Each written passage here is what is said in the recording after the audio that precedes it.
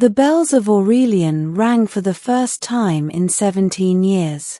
They were not metal bells, but living ones, vast arches of crystal vein coral that sang when the city's planetary harmonics shifted.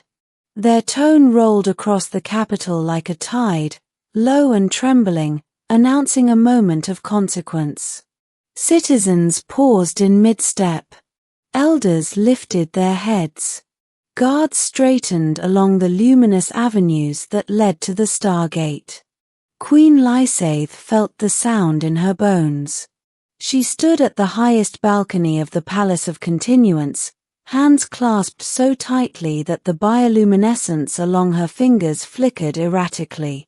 Below, the great plaza filled with officials, scholars, and soldiers, all drawn by the same impossible message transmitted moments earlier. Royal vessel identified. Clearance code, Princess Erilyn. Status, returning. Alive. After 17 years of mourning, false sightings, and quiet despair, the Queen's lost daughter was coming home. But there was an addendum to the message. One that had turned joy into confusion, and confusion into shock. Additional life sign detected. Human juvenile.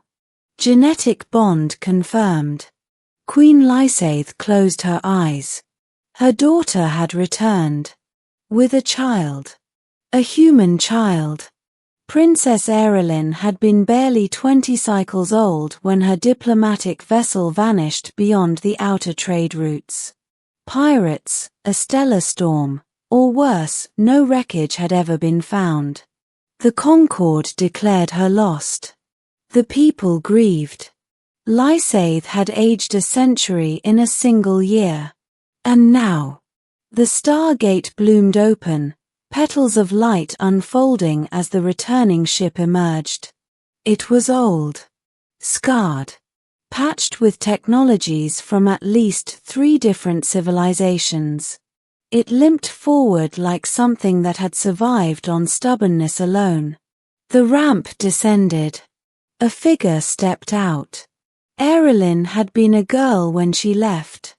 Now she was a woman, taller, leaner, her luminous markings muted but resolute. Her royal attire had been replaced with practical traveler's clothing. At her side, clutching her hand, stood a small figure with dark hair, brown eyes, and skin that marked him unmistakably as human. The plaza fell silent.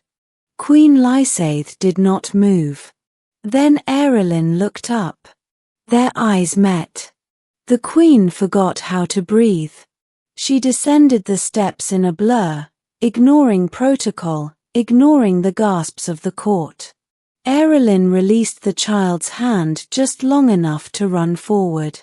They collided in an embrace that shattered centuries of royal restraint. "You're alive," Lysaith whispered, voice breaking. "Stars above, you're alive." "I told you I would come home," Erilyn replied, holding on as if letting go would undo reality itself. When they finally separated, the Queen's gaze fell to the child standing patiently nearby. He looked up at her without fear. "Mother," Erilyn said carefully, "this is Eli." The Queen studied him, her expression unreadable.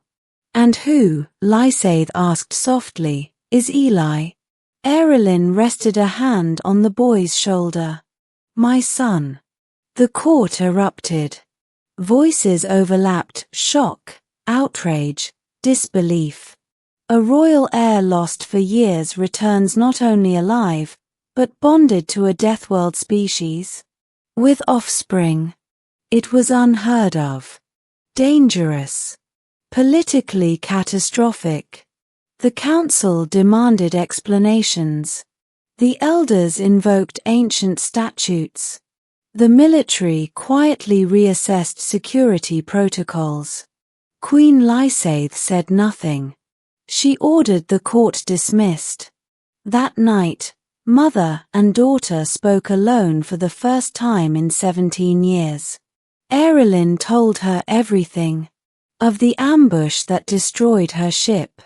Of drifting through dead space until she crashed on a remote human colony world.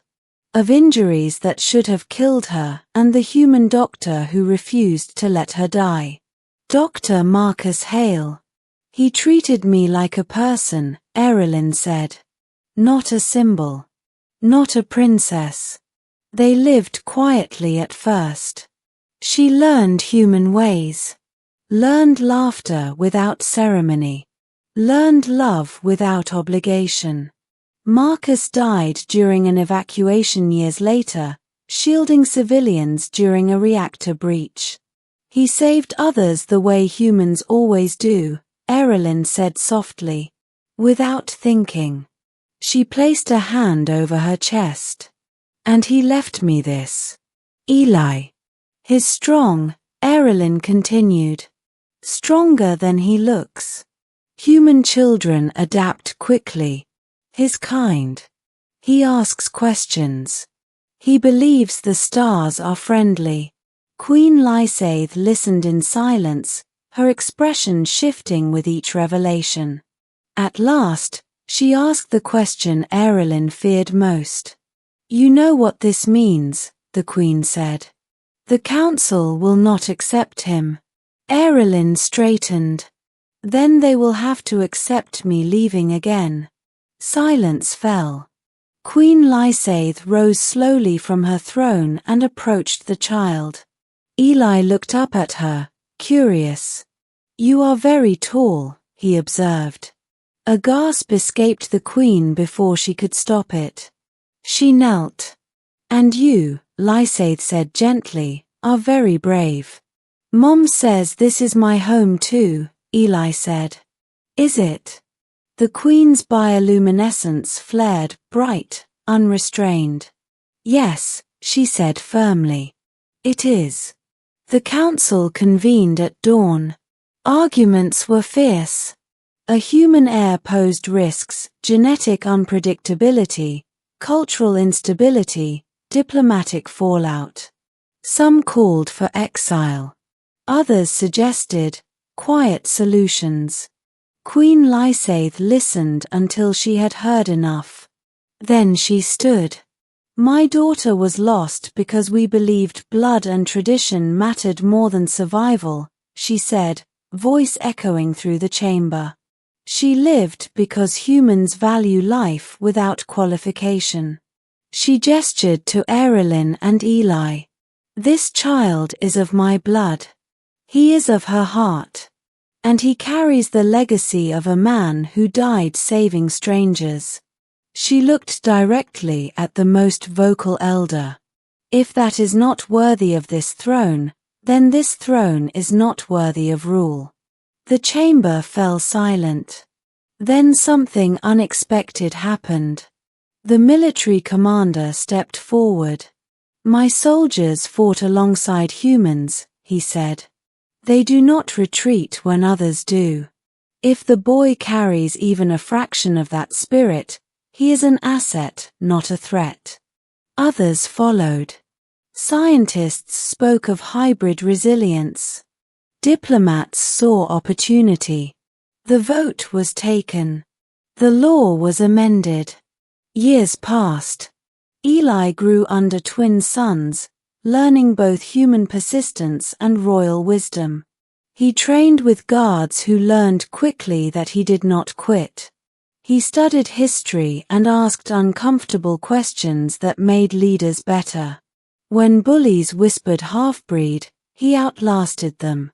When scholars doubted him, he proved them wrong.